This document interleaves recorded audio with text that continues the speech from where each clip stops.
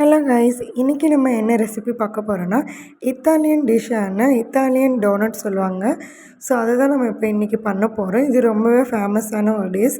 And இது பேர் பார்த்திங்கன்னா பாம்போலினி சொல்லி நம்ம சொல்லிகிட்ருக்கோம். அண்ட் இது மட்டும் இல்லாமல் நார்த்லேயுமே இந்த டிஷ் ரொம்பவே ஃபேமஸ். இப்போ வாங்க இது எப்படி செய்யுதுன்னு பார்க்கலாம். இதுக்கு ஃபஸ்ட்டு நான் ஒரு ஸ்பூன் ஈஸ்ட் ஆட் பண்ணி அது கூட கொஞ்சமாக மில்க் ஆட் பண்ணி சுகரையும் ஆட் பண்ணி இப்போ இந்த ஈஸ்ட் ஆக்டிவேட் ஆகிற வரைக்கும் நம்ம வெயிட் பண்ணலாம். இந்த ஈஸ்ட் ஆக்டிவேட் ஆக ஒரு 20 மினிட்ஸ் மட்டும் போதும். ஜஸ்ட் இது எல்லாத்தையும் மிக்ஸ் பண்ணி இதை க்ளோஸ் பண்ணி வச்சுருங்க ஒரு மூடி போட்டு. ஒரு 20 மினிட்ஸ் ஆஃப்டர் பார்த்திங்கன்னா நல்லாவே ஈஸ்ட் ஆக்டிவேட் ஆகி கிடச்சிருக்கும். ஸோ அந்த டைமில் பார்த்திங்கன்னா நான் அந்த ஈஸ்ட்டையும் மைதாவையும் ரெண்டையும் மிக்ஸ் பண்ணி தேவையான அளவு சுகரையும் ஆட் பண்ணி இந்த மாதிரி சப்பாத்தி மாவு மாதிரி நான் மாவு பிசைஞ்சு இதை ஒரு கிட்டத்தட்ட பார்த்திங்கன்னா ஒரு 2 ஹவர்ஸ் 1 ஹவர் நீங்கள் ஒரு 1 ஹவர் வச்சாலே போதும். நான் 2 ஹவர்ஸ் கிட்டே விட்டுட்டேன். ஸோ இந்த மாதிரி நீங்கள் எடுத்து பஞ்ச் பண்ணுறப்ப இந்த இந்த அதில் இருக்க ஏர் இந்த மாதிரி இறங்கணும். ஸோ அப்போ தான் கரெக்டான கன்சிஸ்டன்சியில் இருக்குதுன்னு அர்த்தம். அந்த மாவை நல்லா பிசைஞ்சு நீங்கள் ஒரு 1 ஹவர் இல்லை 2 ஹவர்ஸ் காற்று படாமல் வச்சுட்டிங்க அப்படின்னா இந்த மாதிரி உங்களுக்கு கிடச்சிரும். ஸோ இப்போ வாங்க இதை நம்ம குட்டி குட்டி பால்ஸாக உருட்டி எடுத்துடலாம். ஸோ இதுக்கு பார்த்திங்கன்னா எந்த வித மைக்ரோ ஓவன் எதுவுமே தேவையில்லை. நமக்கு நார்மல் நம்ம கேஸ் இண்டக்ஷன்லேயும் யூஸ் பண்ணிக்கலாம். ஸோ இப்போ இதில் பார்த்திங்கன்னா இந்த அளவு போர்ஷனில் மாவு நான் எடுத்து அதை பார்த்திங்கன்னா ஃபுல்லாக பேக் சைடு இந்த மாதிரி தள்ளி ஃப்ரண்ட்டில் இந்த மாதிரி ஈவனாக இருக்கிற மாதிரி பார்த்துக்கோங்க. அந்த ஸ்மூத் அண்ட் சாஃப்ட்னஸ் மேலே ஃப்ரண்ட் சைடு இருக்கணும். கீழேயும் மாவு இப்படி உள்ளே தள்ளி விட்டுருங்க. ஸோ அப்போ கீழேயே பார்த்திங்கன்னா கொஞ்சம் ஸ்மூத் ஆயிரும். ஸோ அகைன் இதே மாதிரியே கொஞ்சம் கொஞ்சம் போர்ஷனாக எடுத்து இந்த மாவை ரவுண்டாக இட்லி மாதிரி உருட்டி எடுத்துக்கலாம். ஸோ இப்போ நான் பண்ணுறேன் பாருங்கள், அதே மாதிரியே பண்ணி வச்சுக்கோங்க.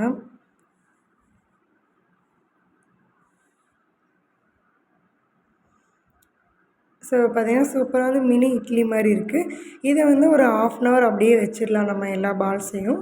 ஸோ அந்த கேப்பில் நான் பார்த்திங்கன்னா அந்த பாம்போலினிக்குள்ளே சாக்லேட் ஃபில் பண்ணுறதுக்காக இப்போ மில்க் சாக்லேட்டை மெல்ட் பண்ணி நம்ம எடுத்துக்கலாம். டபுள் பாயிலிங் மெத்தடில் தான் மெல்ட் பண்ண போகிறேன். இதில் பார்த்தீங்கன்னா 100 கிராம் சாக்லேட்க்கு ஒரு 30 கிராம்ஸ் பட்டர் நான் ஆட் பண்ணியிருக்கேன். நீங்கள் மில்க் சாக்லேட் இல்லை டார்க் சாக்லேட் உங்களுக்கு எந்த சாக்லேட் ஃபில்லிங் வேணுமோ எடுத்துக்கலாம்.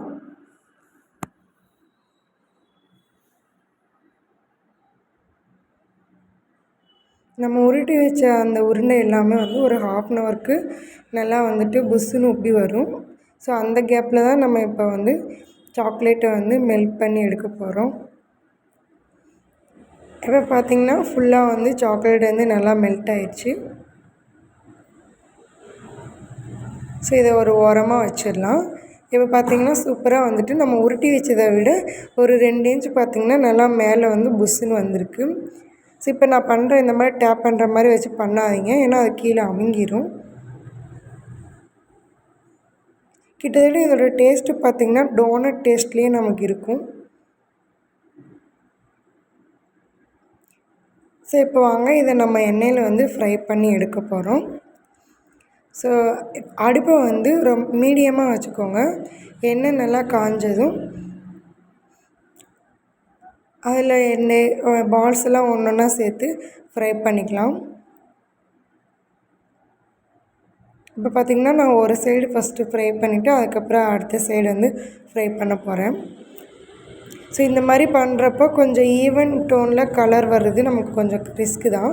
ஸோ உங்களுக்கு ஈவனாக ஃபுல் பால்ஸுமே ஈவன் டோனாக இருக்கணும், லைட் ப்ரௌன் கலரில் உங்களுக்கு கிடைக்கணும் அப்படின்னா நீங்கள் ஆயில் நல்லா நிறையா யூஸ் பண்ணுங்கள். நம்ம இந்த பால்ஸ் அதில் போடுறப்ப ஃபுல்லாக அதில் டிப் ஆகிற மாதிரி இருக்கணும், மூழ்கிற மாதிரி இருக்கணும் அதில்.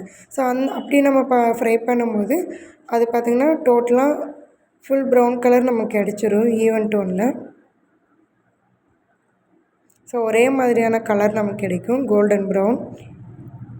இப்போ நான் கொஞ்சம் கொஞ்சமாக 2 சைடும் மாற்றி மாற்றி ஃப்ரை பண்ணுறேன். ஸோ அப்போ தான் உள்ளெல்லாம் நமக்கு வெந்து கிடைக்கும். இந்த மாதிரி பண்ணும்போது நீங்கள் எண்ணெயில் நல்லா முங்குற மாதிரி பண்ணிவிடுங்க. அப்போ தான் உங்களுக்கு சேம் கலரில் கிடைக்கும். ஸோ இப்போ பார்த்திங்கன்னா நான் ஃப்ரை பண்ணி எடுத்திருக்கேன். பாருங்கள் பார்க்கவே எவ்வளோ அழகாக இருக்குன்னு.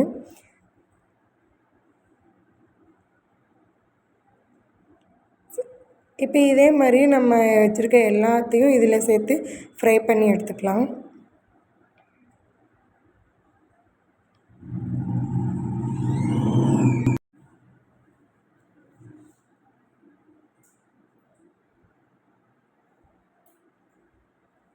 ரொம்பவே ஈஸியான ரெசிபி தாங்க இது. இன்க்ரீடியன்ஸும் ரொம்ப கம்மியாக தான் இருக்கும். பட் டைம் மட்டும்தான் கொஞ்சம் அதிகமாக இருக்கும் இது ப்ரிப்பேர் பண்ணுறதுக்கு.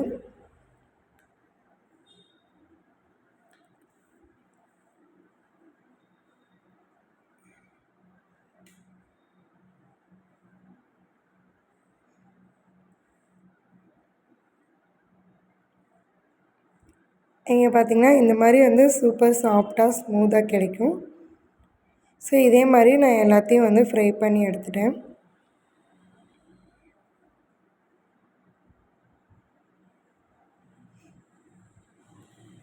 ஸோ இப்போ நமக்கு பாம்போல்னி வந்து ரெடி ஆயிடுச்சு, எம்டி பாம்போல்னி.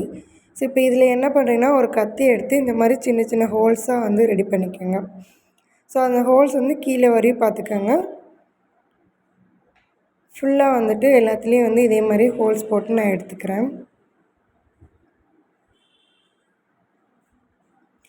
இதுக்கப்புறம் பார்த்திங்கன்னா சுகரை வந்து பவுடர் பண்ணிவிட்டு அதில் ஃபுல்லாக வந்து நீங்கள் டஸ்ட்டு பண்ணிக்கோங்க. இதில் ஒவ்வொன்றா எடுத்து உங்கள்கிட்ட பவுடர் சுகர் இருந்தாலும் யூஸ் பண்ணிக்கோங்க. இல்லை அப்படின்னா ஒரு 3 ஸ்பூன் சுகர் எடுத்து அதை பவுடர் பண்ணி அதில் ஃபுல்லாக வந்து இந்த மாதிரி டிப் பண்ணி எடுத்துருங்க. நம்ம மேலே ஃபுல்லாக டஸ்ட் பண்ணி எடுக்கணும் ஒவ்வொரு பாம்போல்னிலையும்.